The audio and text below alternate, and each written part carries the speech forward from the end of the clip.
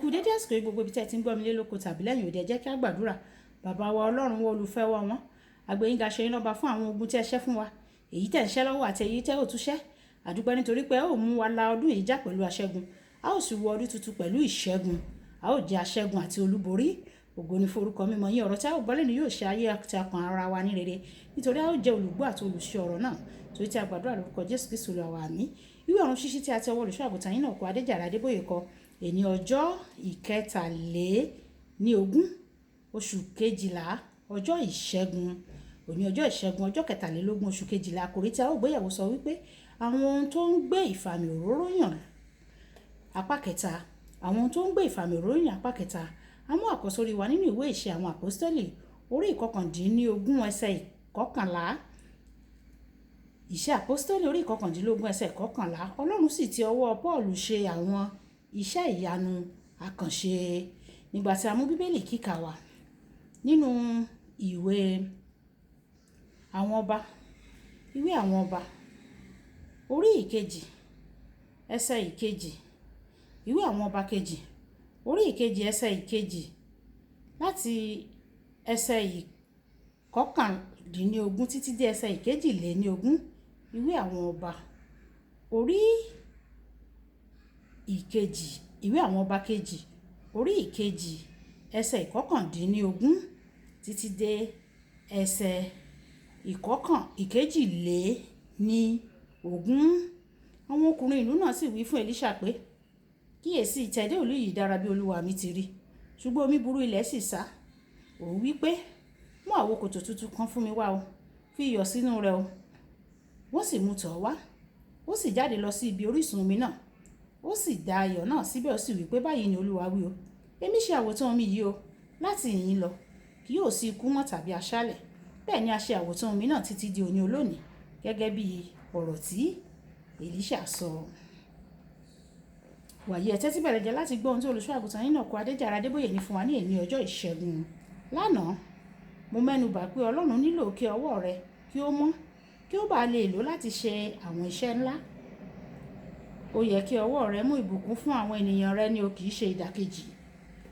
Nínú ìwé Ẹ́kísódù orí ìkarùndínlógún ẹsẹ̀ ìkejìlélógún títí dé ìkarùndínlọ́gbọ̀n. Àwọn ọmọ Ísírẹ́lì dé Márà, wọn kò sì lè mu omi tó wà níbẹ̀ nítorí tí ó korò. Ọlọ́run fi igi kan han Mósè, ó gé ẹ̀ka lára igi náà, ó jù sínú omi náà sì dùn. Mo gbàgbọ́ pé tí ó bá jẹ́ ẹlòmíràn ni ó ju igi náà sínú omi, ohunkóhun lè má yí padà. Nínú ìwé àwọn ọba kejì orí ìkẹrin ẹsẹ̀ ìkejìdínlógójì títí dé ìkọkànléníogójì. Ẹnìkan ṣèṣì fi májèlé sínú oúnjẹ tí wọ́n sè fún àwọn ọmọ wòlíì. Nígbà tí wọ́n tọ́ wò, wọ́n ní, ikú ń bẹ nínú ìsasùn o. Èlíṣà wí pé, ẹ mú ìyẹ̀fun díẹ̀ wá. Ó fi ìyẹ̀fun náà sínú ìsasùn, májèlé náà sì bàjẹ́. Ìyẹ̀fun náà di aporó gidi, nítorí àmì òróró sàn láti inú ọwọ́ rẹ̀, ó sì dà sínú ìsasùn. Ní àwọn ọdún sẹ́yìn, mo rìnrìn àjò lọ sí Lọ́kọ́jà, olú ìpínlẹ̀ kan ní àárín Nàìjíríà.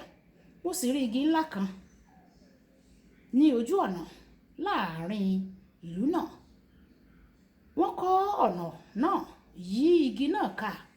Nígbà tí mo sì béèrè ìdí rẹ̀, wọ́n sọ pé igi náà kò ṣeé wú nítorí àwọn ẹ̀mí búburú kan wà tí ó yí ká. Ní ìdákẹ́jẹ́, mo na ọwọ́ mi sí ibi tí igi náà wà, mo sì gbàdúrà kékeré kan. Ní alẹ́ náà, ìjì kan ṣẹlẹ̀. Nígbà tí ó di òwúrọ̀ ọjọ́ kejì, igi náà ti wú tìdítìdí. Mo kéde pé èyíkéyìí igi tí Ọlọ́run kò gbìn sínú ayé rẹ, sínú ìdílé rẹ àti sí ìlú rẹ yóò wú lónìí ní orúkọ Jésù.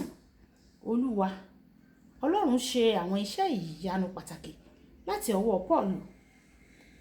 Wọ́n mú aṣọ ìnùjú àti àwọ̀tẹ́lẹ̀ lára rẹ̀ láti lọ wo aláìsàn sàn àti láti gba àwọn ẹni tí èṣù ń pọ́n lójú. Ìwé ìṣe àwọn àpọ́stélì orí ìkọkàndínlógún ẹsẹ̀ ìkọkànlá dé ìkejìlá. Àwọn aṣọ tó ti ba ọwọ́ Pọ́ọ̀lù ó padà àti àwọn àwọ̀tẹ́lẹ̀ tó ti ba ara rẹ̀ ó padà di nǹkan tó ń wo aláìsàn sàn àti èyí tó ń lé ẹ̀mí èṣù jáde. Nínú bíbélì kíkà wa tòní, àwọn olùgbé Jẹ́ríkò sọ fún Èlíṣà pé ìlú àwọn dára o, ṣùgbọ́n ilẹ̀ ṣá o, omi sì korò. Ó mú iyọ̀ díẹ̀ ó sì dà sí orísun omi náà tó ń sàn. Omi náà sì dára fún mímu àti lílò.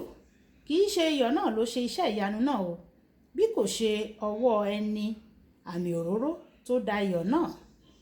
Olùfẹ́, mo kéde pé bí o ṣe ń gbé ọwọ́ rẹ sókè, èyíkéyìí ègún lórí ayé rẹ, lórí ìdílé rẹ, lórí ìlú rẹ, lórí abúlé rẹ àti lórí orílẹ̀-èdè rẹ yóò bàjẹ́ lénìí ní orúkọ Jésù. Kókó àdúrà: Bàbá, jọ̀wọ́ ṣe àwọn àkànṣe iṣẹ́ ìyanu láti ọwọ́ mi ní orúkọ Jésù.